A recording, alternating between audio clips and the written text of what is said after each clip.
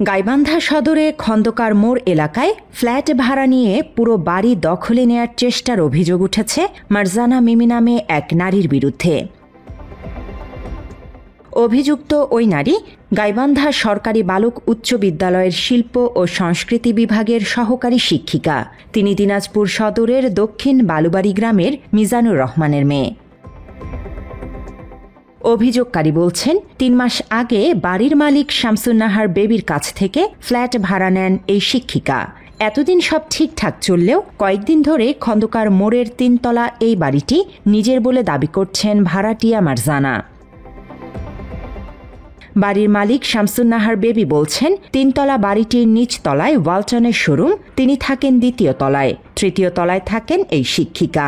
মাস ৩ আগে বাসাটি ভাড়া নিতে আসেন মারজানা। নিজে একা থাকেন ভেবে তাকে ৩ তলার ফ্ল্যাটটি ভাড়া দেন বেবি। এরপর বাড়িটি নিজের বলে দাবি করছেন ভাড়াটিয়া এই নারী।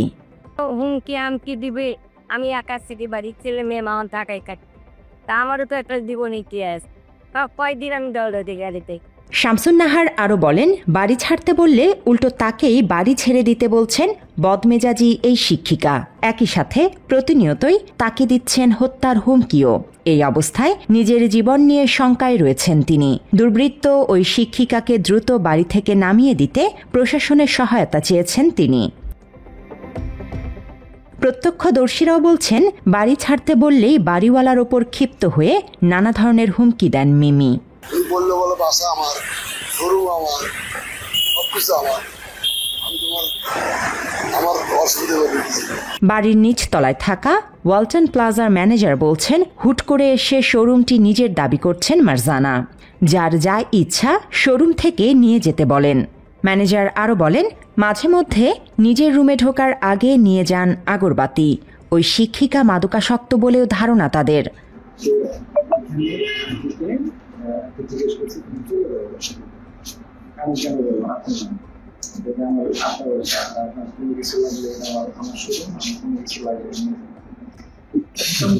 মনে হচ্ছে যে সে মানসিকভাবে ভারসাম্য অন্য কোনোভাবে মনে হয় না।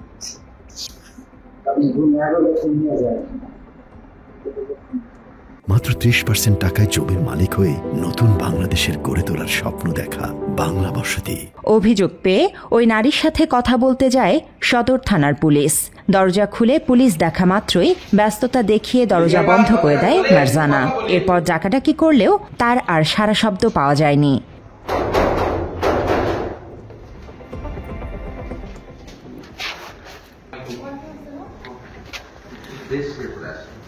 আমি এজেন্সির পাশে থাকি, কেন কি হয়েছে? আস্তে কথা বলতে হবে। আস্তে কথা বলতে হবে। আমার বাসা, আমি কিভাবে কথা বলবো না সেটা আমার না, আপনার বাসা। আচ্ছা, আমি স্কুলে আছি। দরজাটা খোলেন।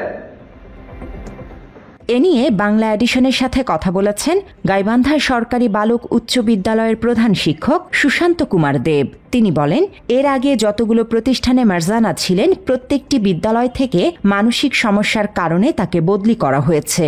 সবশেষ গাইবান্ধার স্কুলটিতে যোগ দেওয়ার পর কিছুদিন ভালো ছিলেন। এখন দিন যত যাচ্ছে তার অবস্থার অবনতি হচ্ছে।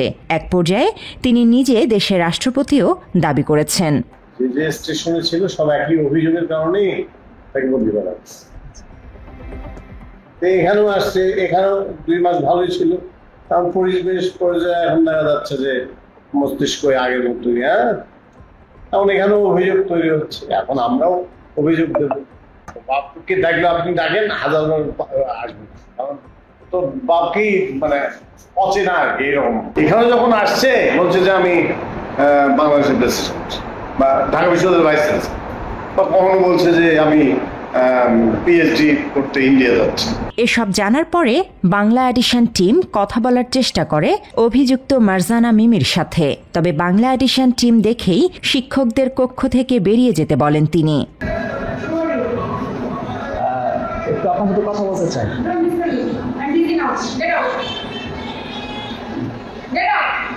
One minute, please.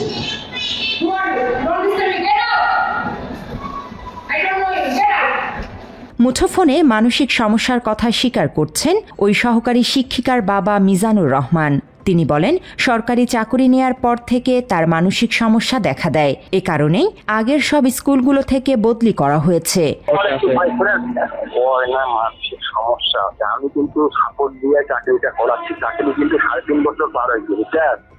বিভিন্ন জায়গায় ট্রান্সফার হচ্ছে, ওই কারণে বদলি হচ্ছে। হ্যাঁ, এ বিষয়ে গাইবান্ধা জেলা শিক্ষা অফিসার বাংলা এডিশনের ক্যামেরার সামনে কথা বলতে রাজি হননি, কারণ বিষয়টি সম্পর্কে তিনি অবগত নন। স্কুল কর্তৃপক্ষ আনুষ্ঠানিকভাবে জানালে ওই সহকারী শিক্ষিকার বিষয়ে দপ্তরে চিঠি দেয়া হবে বলেও জানিয়েছেন জেলা শিক্ষা অফিসার।